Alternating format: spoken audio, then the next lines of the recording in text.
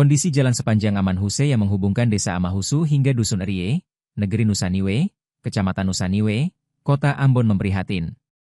Berdasarkan hasil penelusuran tribunambon.com, Minggu 2 Maret 2025, sebanyak 249 lubang jalan tersebar di sepanjang jalan tersebut, mengancam keselamatan para pengguna jalan, terutama pengendara roda 2. Dari total 249 lubang, 119 diantaranya tergolong rusak berat dengan diameter lebih dari 50 cm dan kedalaman lebih dari 5 cm. Sementara itu, 130 lubang lainnya masuk kategori kecil dengan diameter kurang dari 50 cm dan kedalaman kurang dari 5 cm.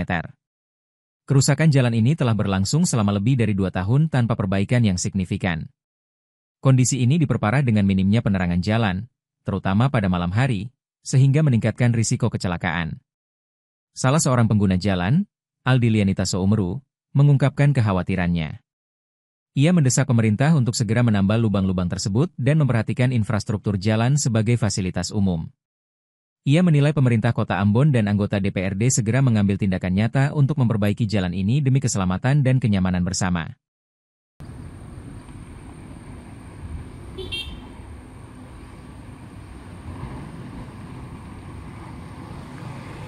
Download Tribun X sekarang, menghadirkan lokal menjadi Indonesia.